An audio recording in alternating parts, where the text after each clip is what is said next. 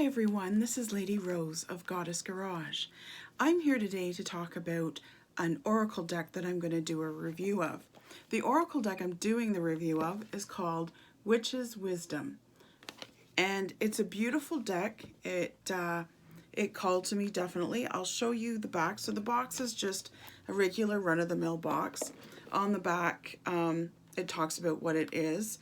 And there's a lot of witches elements in this. Now these are the two authors here. They're very, very colorful. Barbara Mickeljohn Free, I hope I pronounced that right, and Flavia Kate Peters. So they're quite colorful people, and I love how they've done this deck, and it has everything sort of magical in it. I usually will bring this deck out around Halloween, but sometimes I just draw it out because it's calling to me, because I tend to do a prescription kind of apothecary of cards for my clients. So when I do a reading for someone, I pick out the decks that I'm sensing they need, or what the way they're talking, or what their aura is telling me, or what their energy is telling me that they need. So I tend to pick on the spot. So sometimes we need the Witch's deck. Now the cards are laminated. They're not thick, which is nice, but they're sturdy enough that they're not going to get easily bent. I mean, I wouldn't bend it, kind of thing, but they hold up. And the back of them is this, very pretty. A lot of people comment on the back of these cards and say, wow, these are really pretty cards. And even on the inside, on the other side of the cards, they're very colorful. There's a lot of dark purple, but there's a lot of color and magic just in the deck. So they have different things, like they have the elements, like here's earth, there's water,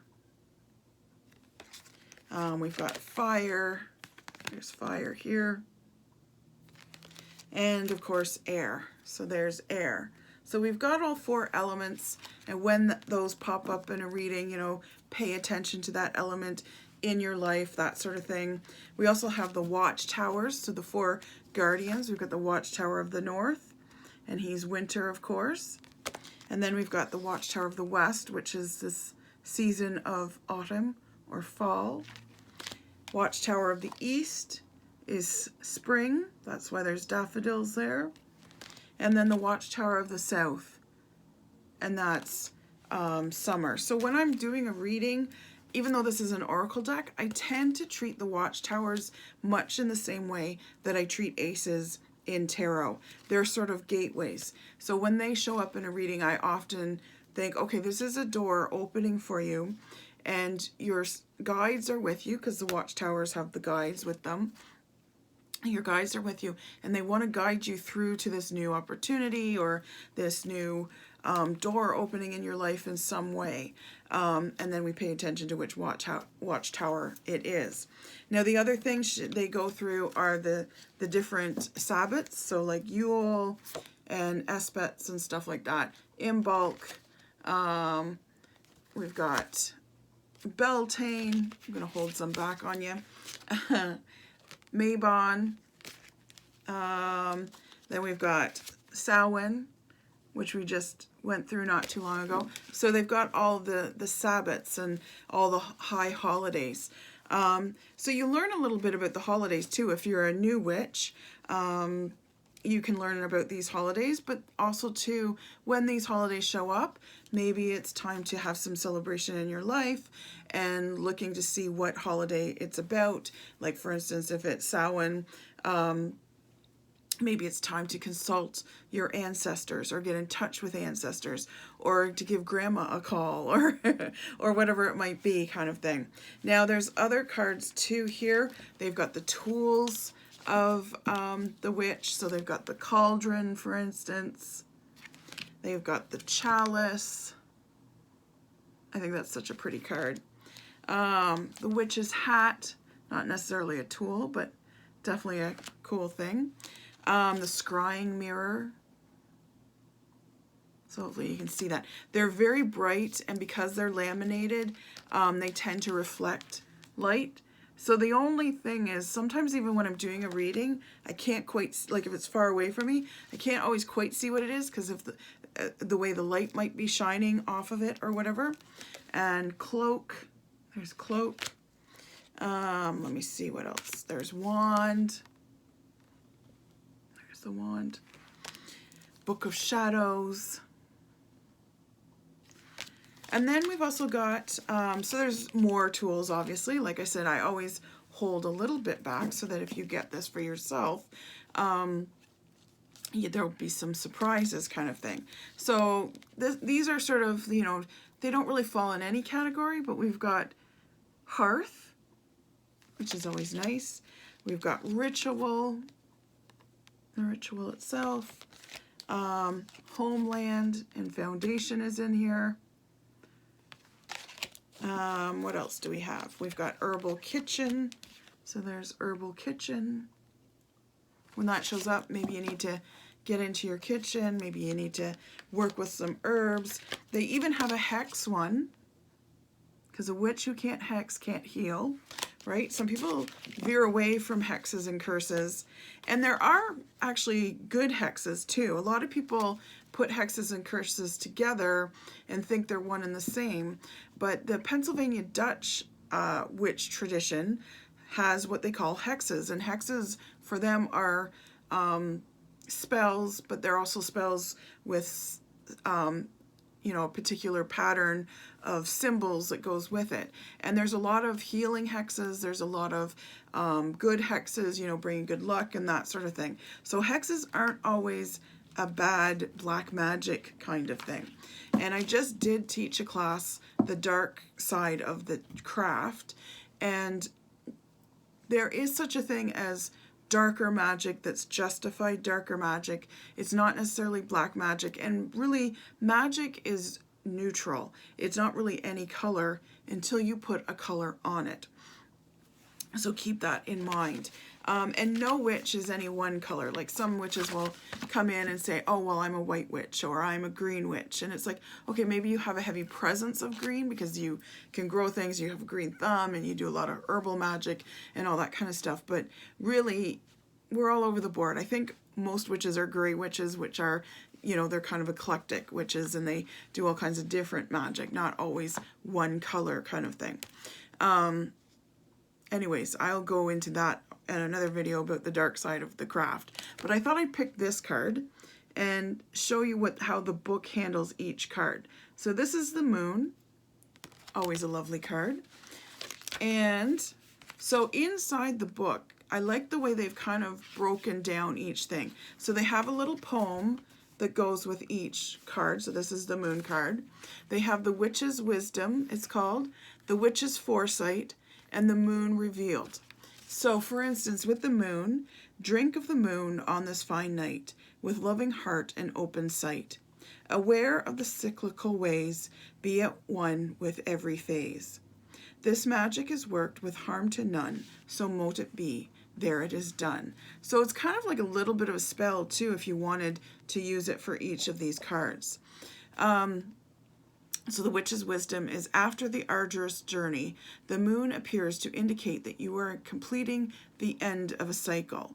So the moon cycle, also called the goddess cycle, by the way, is when this comes into play, it means something is ending for you. And it doesn't mean a bad ending, it means you're going into a new phase, right? Cycles begin and end and begin again, but in new form. Patterns repeat until the lessons have been fully understood and learned. And if you understand your path, you know you're on a spiral path, not a linear path.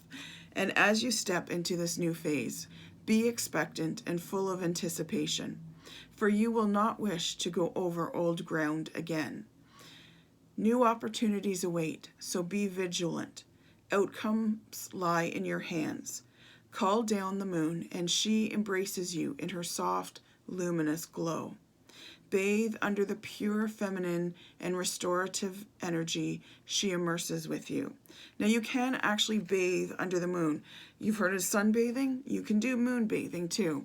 I've danced under the moon and moon bathed, and it's a beautiful thing. You do get energy off of it because it is reflecting the sun.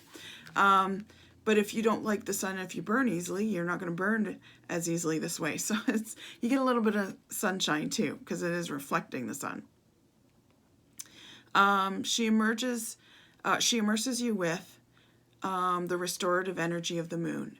Recharge your working crystals under her full presence and go sky-clad.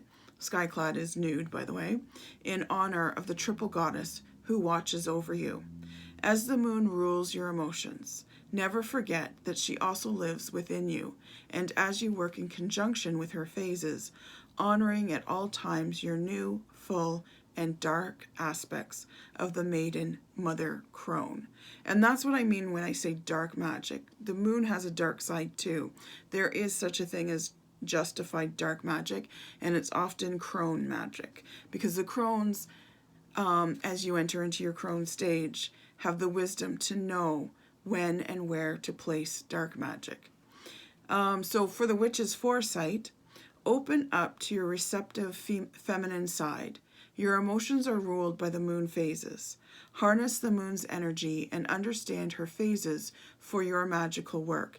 Definitely a good thing to know about the moon's phases. And I actually have a video on a playlist for Witch's Wisdom or something like that, where I talk about the moon and her phases and what magic you should be doing under which phase of the moon.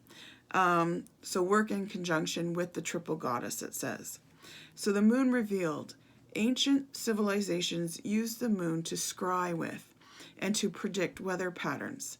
The oceans of the world, cycles of nature, emotions, birds, and animals are all affected by the moon. And they've proven this scientifically.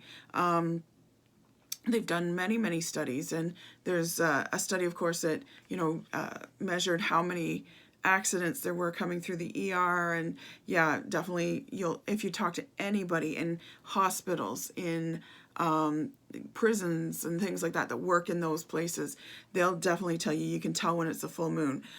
Police officers are often dealing with more calls during the full moon.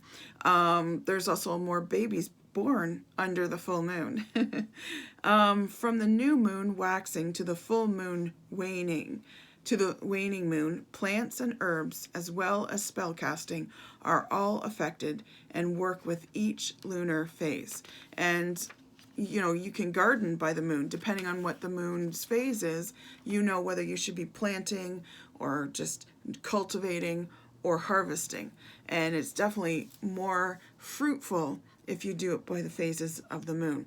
The Farmer's Almanac often talks about the moon phases and what you should be doing with your garden and stuff during different full moons. And different full moons different full moon phases, and different full moons also have different energies. I'm going to do another video probably on the moon herself and the different full moons and what to look for in those kind of energies. But I just wanted to go through this review for The Witch's Wisdom. I'll put the link for it below if you want to purchase it. It helps me out by you guys clicking through that link and making a purchase of either this or anything through that link. I do get a little bit of a kickback, and I appreciate the support of you doing that for me. Or you can follow me on Facebook and Instagram. I'll put the links for that too, or you can visit my Etsy store. I appreciate you being here. I hope you enjoyed this video. If there's any other decks that you would like to be reviewed, please let me know either in the comments or message me privately through Facebook or whatever, and let me know which deck you'd like reviewed, because chances are I might have it in my collection already. I haven't done all the reviews of all my decks yet, or I'm never opposed to buying a new deck. Let's just put it that way. Okay, thank you so much for being here. Please subscribe to my channel, like this video, and hit the notification bell. Bye.